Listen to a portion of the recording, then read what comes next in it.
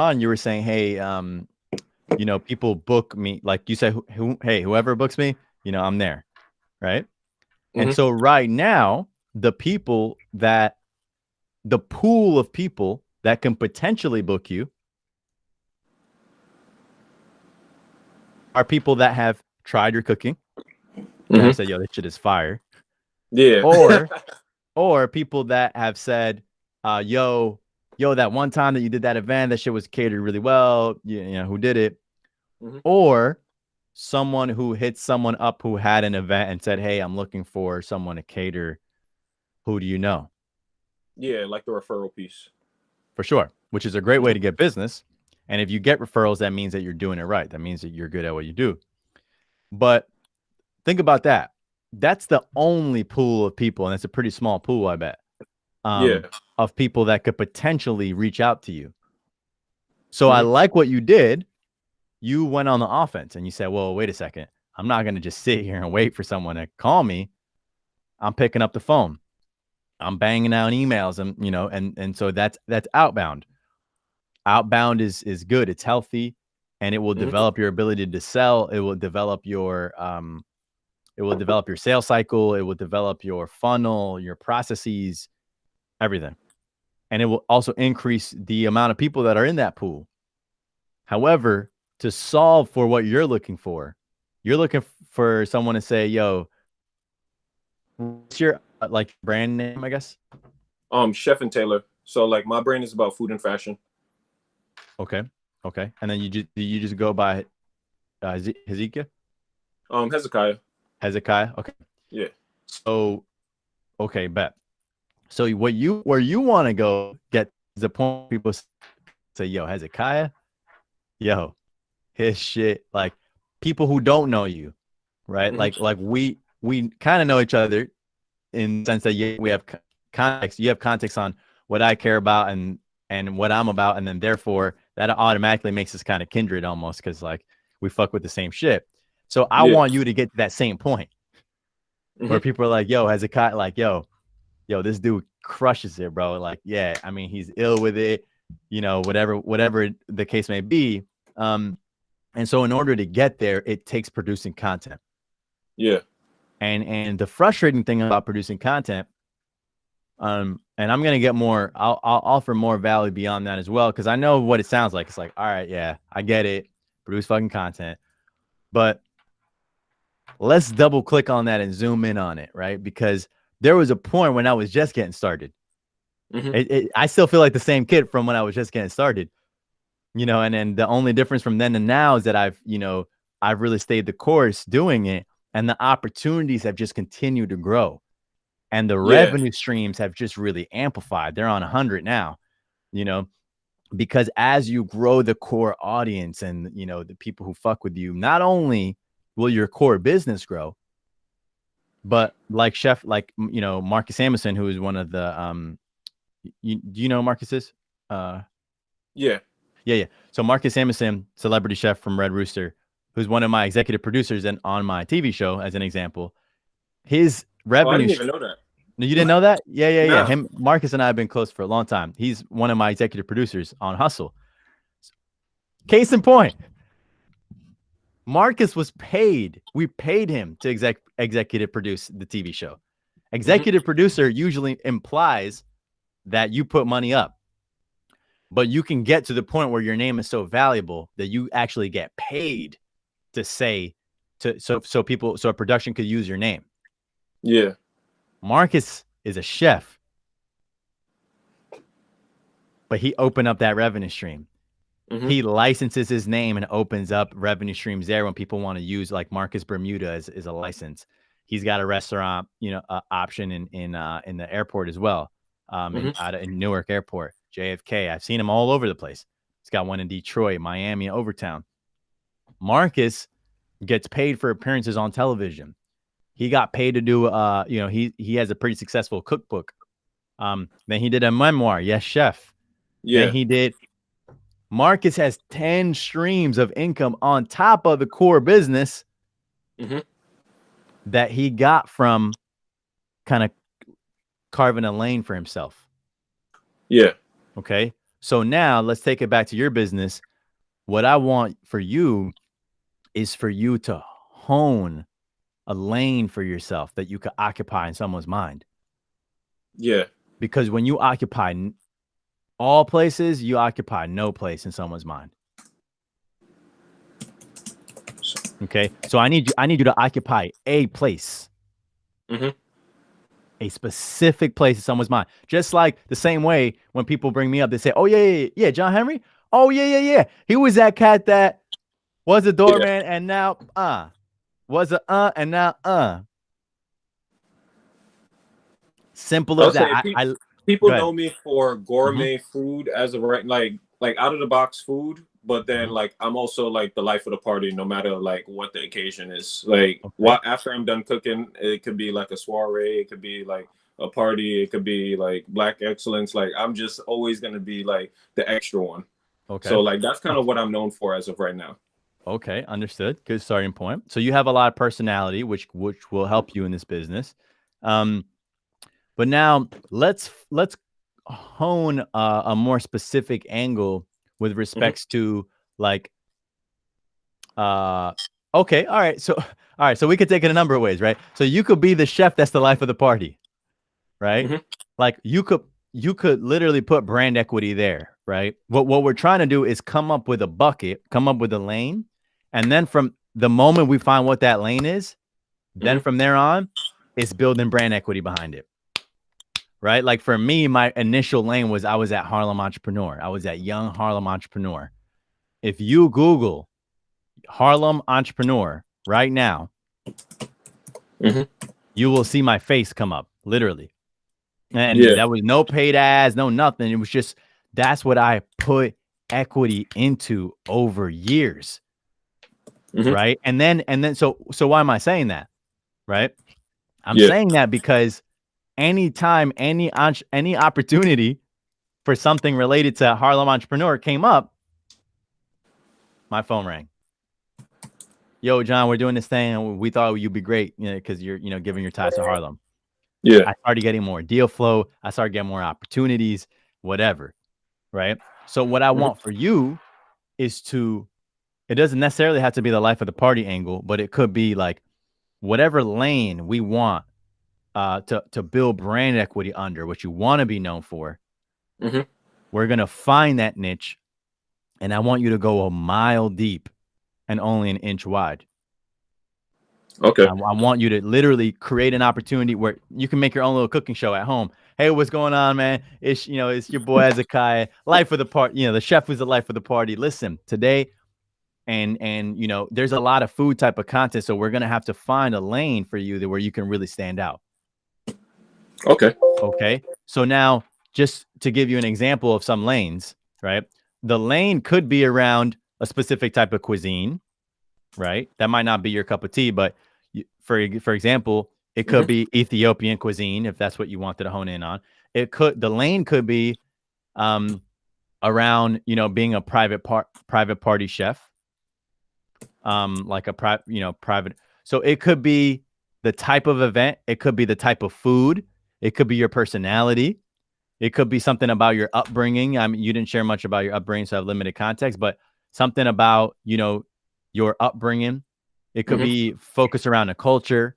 It doesn't matter, to be honest. It's just something that's authentic to you, that you feel has a lot of room for you to grow in this category, something that you feel you want to be known for, and something that you feel, is small enough territory that you could dominate.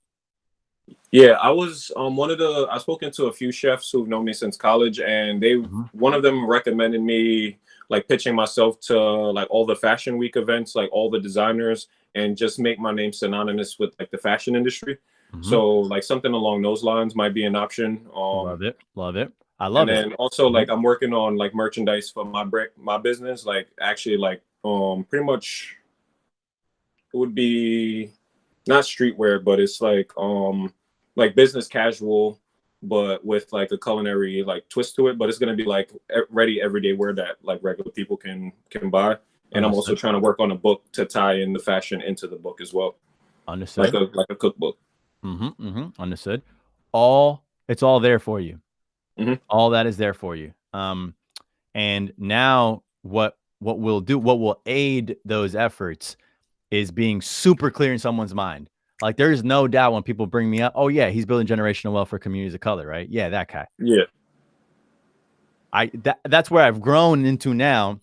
I started as Harlem entrepreneur. I probably, grew into the diverse millennial bucket, and like my theme and whatever has kind of grown over time. However, what I want for you, it will help your book, it will help your merch line, it will, if you hone that angle. And so, you had mentioned a couple times now, I guess, food and fashion. So I quite like that. That's authentic to you. You want to be the fashionista type of chef or whatever. Then let's create. This is what makes the entire content strategy work. It's called the pillar series. Pillar series. And the thing that makes something a pillar series, it's episodic in nature. Episode 1, 2, 3, 4. And there's a reason that cable TV works really well. Hey, every Tuesday at 9, right? Because what you're doing is when people discover you, you're going to give them the opportunity. You're giving them the opportunity you're going to nurture them, right? You're giving them an opportunity to tune in, to whatever it is that you're doing. And you'll come up with your own signature elements. You can bring, this is where your personality will come into play. Hey, what's going on? You could be super live. You can come up with a little signature thing. You could just play around with the way the videos are shot, or you could play around with what you're cooking, or like, hey, I'm the party chef. Let me show you. I'm going to only show you guys dishes that you guys will make at parties, because that's all I do. I cook for parties, right? That's a good example. So now, what are you doing? Well, so twofold, one, you're building brand. Two, you're giving remember, we're increasing the pool of people that could potentially hit you up. Yeah. So now the con to all this is that this isn't something that has an immediate lift on the business necessarily. It can, but it doesn't always, and it most probably doesn't. So when I first got started doing this, here's the bizarre shit, the counterintuitive part. I was cannibalizing the thing that made me money in the short term, right? Because you're going to be taking away time from, in a lot of cases, you could be cooking, you could be doing outbound and whatever else. So you're going to cannibalize some of your time to grow the thing that's actually going to make you more differentiated and valuable down the road. Yeah. That makes sense. So you got to have you got to have that vision to say, you know what? All right, bet. I'm going to run super lean right now. I could be maybe doing one event, one additional event per month if I wasn't doing this content thing, but I'm just going to go ahead and nurture developing the brand, because it probably takes a good 12 months of busting ass, 12 to 18 months. But then what happens is your brand really starts catching hold. And then your phone starts ringing more, and the guys that and the gals that only focus on the short-term opportunity of just doing what they could see now, have no faith, have no vision to build anything long-term, they're going to make more than you now. Yeah. It's going to happen. But they're going to stall out at a certain amount. And because you're building the thing that makes you larger than life, it makes you omnipresent. It's going to bring you into more places. Your brand, you'll start behind. They'll get here quicker because they're doing what's obvious to the eye. But then your brand goes like this. And it gets to the point where Tasty is doing a panel, and they're looking for, diverse voices in food. And they say, hey, look, we don't got a lot of budget. We got 2,500 on it, plus flight and lodge. Can you make it?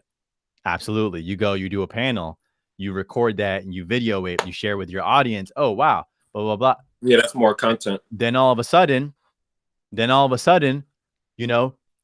Black Enterprise is doing a piece on highlighting, people of color voices in the food community. And, they want to feature up and comers. So they've already featured Marcus Samuelson a million times and Chef JJ Johnson. So they're looking for new voices. But they saw you at that thing that you did with Tasty. Boom, you get put on a list. You get no pay for that. But now you're out there. And then that leads to So to see me. For sure. Not only is that clientele seeing you, but also other editors of other things are seeing you. Yo, this is super interesting. Hey, you might want to boom, you might, and it starts picking up, and every one thing that you do starts nurturing kind of that other thing, and you get the high quality clientele that you're after. They are you can market to them. And look, I could have given you the spiel on, hey, run ads, because those are guaranteed impressions. You can target people that are upwardly mobile, whatever. But the buying behaviors of the clientele that you're after are magnetized. They're not advertised. Yeah, they move off of emotion and like what they like, kind of like that. And That magnetized. Yeah. You're bringing them to you. And the frustrating thing is your present situation at the moment. I understand what it is. You got to make ends meet. You got to sell now.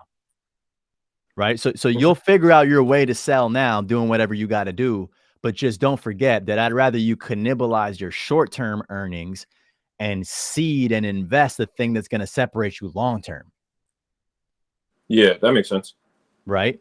And then you get to the point where this brand, this persona grows, and now you're just magnetizing leads. You start getting opportunities from editors. You might even fuck around and be so good on media that hey, someone's doing a digital series on, cooking for, whatever. Hey, listen, do you want to be kind of the host? We don't have a whole lot of money, but listen, we'll pay you $1,200 an episode. It's a 6-episode season. All right, fine. Fuck it. $6,000. That thing, largely a dud, but there's one funny moment from episode 3, that really picks up, and it kind of made a viral clip. And then from there that's how it goes. It's fucking bizarre, but because you never know what's going to be that thing that pops. For sure. But what we know for sure is none of that has any opportunity or potential to happen unless you seed it. Yeah. So you got to be seeding. You got to be a patient, farmer, just seeding. Yeah, that's one of my life things that I go by. Like my mother always told me, put my eggs in different basket. So like I do like cannabis infused food, I do like events, I do parties, I do like private dinners, anything that like somebody can suggest in the culinary field, I can figure out a way to make it happen or connect the right people. And then like sometimes my brain is not about like me per se. Sometimes it's about like putting on other people, and then like the goodwill of my business just comes back and blesses me in the long term. Absolutely. I 100% believe in that. And in a similar way, so too, this spreading kind of goodwill out there to the world in digital form, right? This is really the opportunity that's unique to our generation. You're just widening the amount of people that bring you up in rooms that you're not in and say, yo, this guy's awesome, man. You really got it. Like I'm at the point now in my brand where I'm positive that I come up in a lot of rooms, people I don't even know, good, bad, to be honest, probably a mixture, but a lot of corporate boardrooms, as when they decide, hey, who we're going to use for certain projects, they're making those deliberations not with any of those people in the room. And so your brand must precede you. And the way to do that, your reputation is what people say when you're not around. For sure. And the extension of that in today's environment is brand. And so, I want you to take all the things that you have working for you already, right? You're blessed with great values. You're blessed with a great personality. You're blessed with a great skill set. You're blessed with experience. You're blessed with bravery. I mean, you left your job to do this.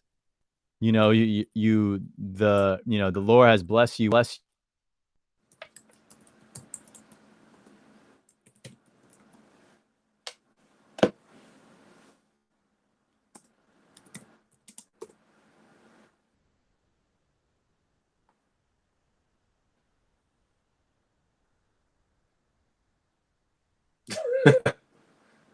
Oh, I can't hear you.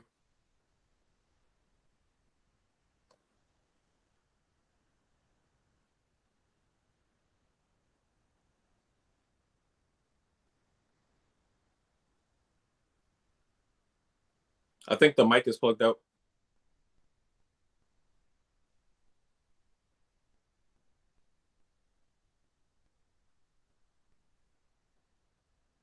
Can't hear. No problem.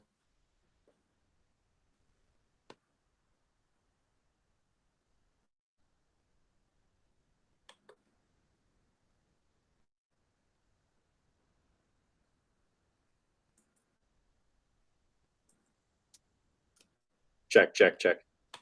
Hey, you can hear me now, right? Yep. Yes, sir. Hey, you can.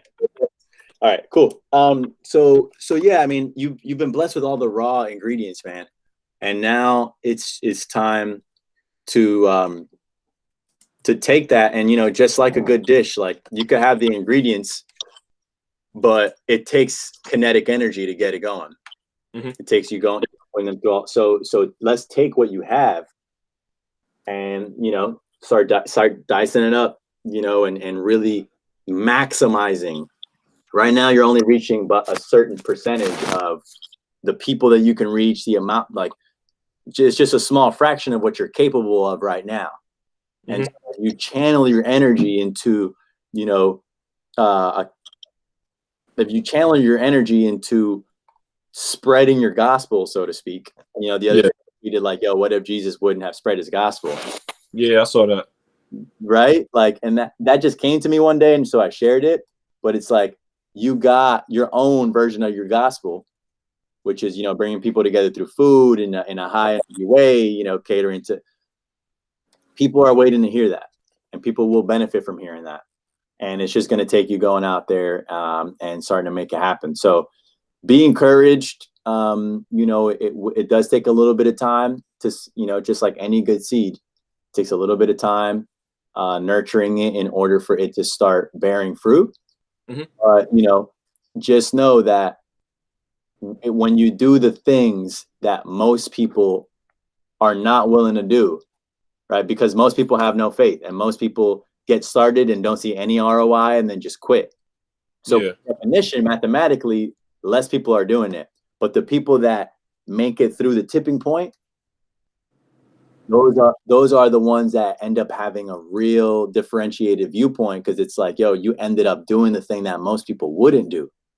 And that's when, by the way, you can charge more. You're like, your rate goes up because like you become one of a kind. Yeah. I want you to be one of a kind instead of one of many. And that will come from your food experience, but also layering that and making yourself multidimensional in a way that only but a handful of chefs can say that they also do.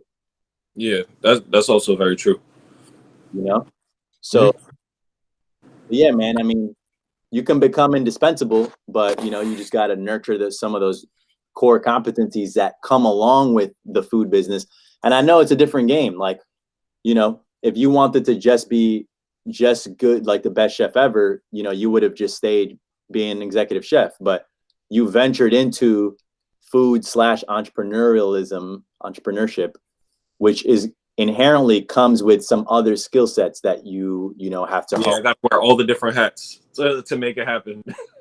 Exactly. You got to wear the chef hat, but also, you know, the CEO hat and everything else. So I'm excited for you, man. I think you have a great lane here. I think you have a great opportunity, especially in the light of COVID, when, you know, people are deprived right now of the foods that they know and love and whatever. And like, you can fill that void right now. Yeah, a lot of people have been reaching out to me to create like a unique like dining experience for them because they can't go out, or like they're not comfortable going out. They would rather have me just come as one instead of going out and exposing themselves. For sure. And if you could just record the things that you're already doing and share that, yo, what's up, guys? It's the, you know, it's the quarantine chef, or, you know, some playful, infusing personality into what you're already doing, recording it, figuring out that lane that you want to kind of build brand equity in. Remember, I just need you to occupy a place in their mind. Doesn't have to be every place, a place, and go deep on that. And that will cannibalize your business in the short term. However, it will grow your long-term prospects and grow the amount of income streams that you think are possible for yourself, and really just put you in a different category altogether, to the point where the book pops off, you have licensing deals, you get paid to speak, you get paid to cook, you get paid to do just about everything, which is where I'm starting to hit right now. So I'm not even I'm happy for you. I've seen your growth, and I'm really happy for you, man. Thank you, man. And I just want to say, it's like, I wouldn't even feel comfortable sharing this if it wasn't something that I have lived through and know works. And I'm not particularly talented, and like my IQ was regular, like, you know what I mean? Like, just a regular motherfucker from New York